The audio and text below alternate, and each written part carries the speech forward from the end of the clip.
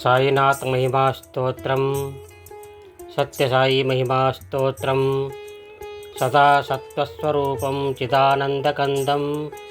जगत्संभवस्थान संहारहेतुं स्वभक्तिच्छया मानुषं दर्शयन्तं नमामीश्वरं सद्गुरुं साईनाथं भवद्वान्तविध्वंसमार्ताण्डमीढ्यं मनोवागतीतं मुनिर्ध्यानगम्यं जगद्व्यापकं निर्मलं निर्गुणं त्वां नमामीश्वरं सद्गुरुं साईनाथं भवाम्बोधिमग्नार्दितानां जनानां स्वपादाश्रितानां सभक्तिप्रियाणां समुद्धारणार्थं कलौ सम्भवन्तं नमामीश्वरं सद्गुरुं साईनाथं सदा निम्बवृक्षस्य मूलादिवासात् सुधाश्राविणं तिक्तमप्यप्रियन्तं तरुं कल्पवृक्षादिकं साधयन्तं नमामीश्वरं सद्गुरुं साईनाथं सदा कल्पवृक्षस्य तस्यादिमूले भवद्भावबुद्ध्या सपर्यादिसेवां ऋणां कुर्वतां भुक्तिमुक्तिप्रदन्तं नमामीश्वरं सद्गुरुं साईनाथम्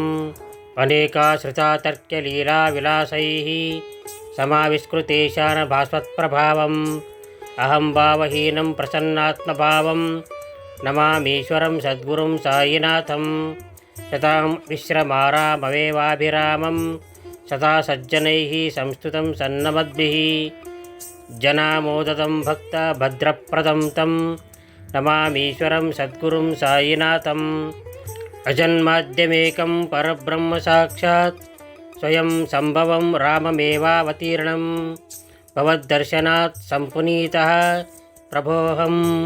नमामीश्वरं सद्गुरुं साईनाथं श्रीसाईश कृपानिधे किल नृणां सर्वार्थसिद्धिप्रद विस्मत्पादरजः प्रभावमतुलं धातापि वक्ताक्षमः सद्भक्त्या शरणं कृताञ्जलिपुटः सम्प्रापितोऽस्मि प्रभो श्रीमत्साई परेशपादकमलान् नानच्चरणमं मम साई रूपधर राघवोत्तमं भक्तकामविबुधद्रुमं प्रभुं माययोपहता चित्तशुद्धये चिन्तयाम्यः महर्निशं मुदा शरत्सुधांशु प्रतिमं प्रकाशं कृपातपत्रं तव साईनाथ त्वदीयपादाब्जसमाश्रितानां सच्चायया तापमपाकरोतु उपासना दैवत साईनाथ स्तवैर्मयोपासनिनास्तुतस्त्वं रमेन्मनो मे तव पादयुग्मे भृङ्गो यथाब्जे मकरन्दलुब्धा अनेकजन्मार्जितपापसंक्षयो भवेद्भवेत्पादसरोजदर्शनात्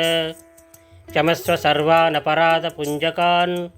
प्रसीद साईश सद्गुरो दयानिधे श्री साईनाथ चरणामृतपूर्णचित्ता तत्पादसेवनरताः सततं च भक्त्या संसारजन्यदुरितौघविनिर्गतास्ते कैवल्यधाम परमं समवाप्नुयन्ति स्तोत्रमेतत्पठेद्भक्त्या यो नरस्तन्मनाः सदा सद्गुरोः साईनाथस्य कृपापात्रं भवेद्ध्रुवम् करचरणकृतं वाक्कायजं कर्मजं वा श्रवणनयनजं वा मानसं वापराधं विहितमविहितं वा सर्वमेतत् क्षमस्व जय जय करुणाब्दे श्रीप्रभो साईनाथ श्री सच्चिदानंद सद्गुरु साईनाथ महाराज की जय। राजाधिराज योगिराज परब्रह्म साईनाथ महाराज श्री सच्चिदानंद सद्गुरु साईनाथ महाराज की जय।